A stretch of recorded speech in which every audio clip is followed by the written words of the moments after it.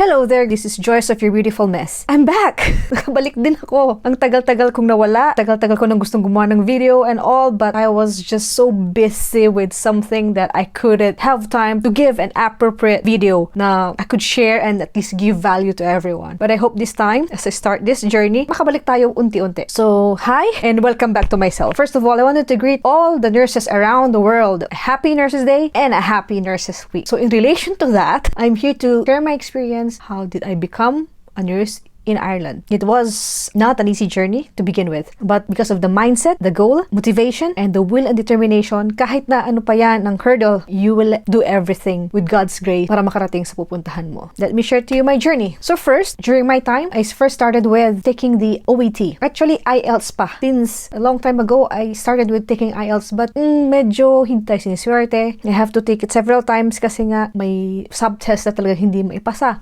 You would lose heart at the point, but then sabi ko nga, because of the three things that I mentioned earlier, you really have to move forward. Heard of this OET, the Occupational English Test, which I took in 2021. That's the start of it all. When I passed the OET, as in, nabuhayan ako lahat-lahat kasi I know at that point, I could start processing what I wanted for such a long time. And that is to start my Irish dream. So after passing the OET, then I began with processing my Nursing Midwifery Board of Ireland recognition. I think we are the first batch for this online application. So actually, it took me, alam niyo kung ilan. Kasi those who had it now, they are very lucky. But for my time, because siguro sa pabalik-balik na documents, I had to submit twice for my school recognition and the employment because may mga lacking na documents and stamps at that time. So I think that's one of the reasons, and because of the pandemic. So it took me, walaan nyo, to be exact, 1 year and 2 months. It was really a long wait, 1 year and 2 months. Thank God, I got my decision letter. It says that I have to undertake a compensation measure because of our education sa Philippines. So I have to undergo period of adaptation or to undergo the aptitude test. Before that, paano mo gagawin yun? After I had my decision letter in August 31st, 2022, I started looking for an employer. And thankfully, thank God, with God's grace, I was able to find an employer. I passed the interview and they gave me a job offer. So it all started in October 2022.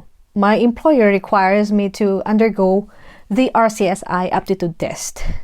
Yun, I applied for the exam, I booked for the test, doon na nag-start ang processing. So, I prepared my papers. Gladly, I was on vacation that time na na-receive ko yung job offer. So, I was able to complete the things that I needed to complete while I was in the Philippines. Just a background, so I was a nurse in Saudi Arabia and I was hired while I was in Saudi. Napaka-stringent ang process. It needs the right verification from the right person. So, they required me certain documents na needed verification. Talagang they wanted to see na legit yung mga sinabit mo, na legit ang employment mo. Ilang beses din ako nagpunta ng Philippine Consulate because of certain papers na kailangang certified and attested sa Philippine Consulate Jeddah. The police clearance I also processed in Saudi Arabia, which, yeah, it was an easy one, but then my process was really unforgettable kasi the time that I took the police clearance, the weather was very bad and umuulan, talagang bumabaha. During the time that I collect my police clearance na sana dadalhin ko sa Philippine Consulate for authentication, hindi ko natapos kasi me and my friend, Ate Marlene Hai, was stuck in the flood for, I think, more than half a day. And we're really afraid na talagang titirik yung nasakyan namin because of that. Fortunately, nakarating naman kaming safe sa hospital, but then I wasn't able to accomplish my plan for that day. And it was not the only time na nagpunta ako ng Philippine Consulate. It was, as I said before, it was several times. I rarely ask for favors na permission to be out of work for a certain time because of the need that I have to process. I have to. I was very thankful for our manager and our CND kasi they are supportive of this. So yon, once I have completed all my documents that is needed from me, tsaka ako binigyan ng contract. After signing of the contract, then the agent has applied for my atypical working scheme. This atypical working scheme is a way for me to come here to complete the test, and that's the time that the hospital or the employer will apply for the critical skills permit. And the time that my agent has applied for my AWS, the waiting period was really stressful. On top of that, you are preparing for the exam while working. Ang hirap noon. Hinahabol ko yung exam ko, which was then March 2023. I was really torn then. What will I do kasi almost ang lapit-lapit na nung aking last working day pero wala pa yung hinihintay ko. Di pa ako naka-apply ng visa. So I was really torn kung ano gagawin ko. I mean, will I rescind my resignation kasi wala pa yung hinihintay ko para mag-apply ng visa, or take it the leap of faith? I was just really praying hard, asking for God that if this is for me, I know that you will give it to me. And with His grace, my AWS came out in time bago ang aking last working day. But then, I really prepared myself. I prayed fervently. Oh my God. It was, it's all thanks to Him. I can say na hindi ako pinbayaan ni Lord, na He was there comforting me all the way, along with my family and those people that I trusted na talagang they're comforting me at that time. Looking back, it was, I couldn't put it in words, but it was very hard. It was very hard kung anong gagawin. And then, thankfully, February 9, I got my most awaited AWS. With that, agad-agaran akong nag-apply ng aking visa through the VFS in Jeddah. And I had my visa exactly a month after I submitted it. So, yun, it was there. And I'm happy na andyan na siya. It was something very exciting. It seemed to me na ito na yun thing that I was waiting for the longest time.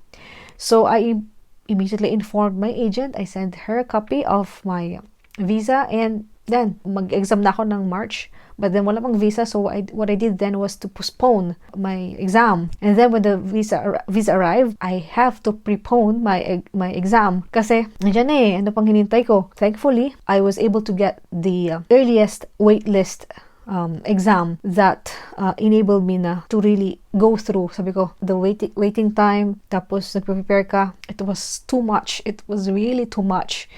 And those who have been through that experience can really attest to it. Sabi ko, sige, keep on praying na, yeah, if this is for me, Lord, just I know that you'll give it to me. Leap of faith, sige, I cannot no longer wait to take the exam. Not because I'm ready, but because I have to. Either way, I'll have to undergo the RCSI exam, which was not that easy kasi it was a lot of things. Thankfully, there are a lot of Filipinos who are talagang helpful. The groups that I joined, the dedication that they give, especially si Sir Kelvin, the time they've given, and the way paano kanila i-help to prepare for the exam. Well, I didn't waste a single time.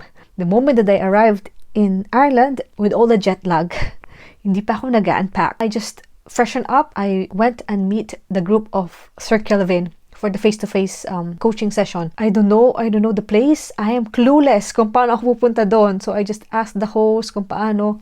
But since I don't have any card to use the bus and all, it's okay. I used the taxi. I used the taxi to bring me to the location. It was not, it was not cheap. Hindi siya cheap. Oh my God, if I could only say how much did I spend.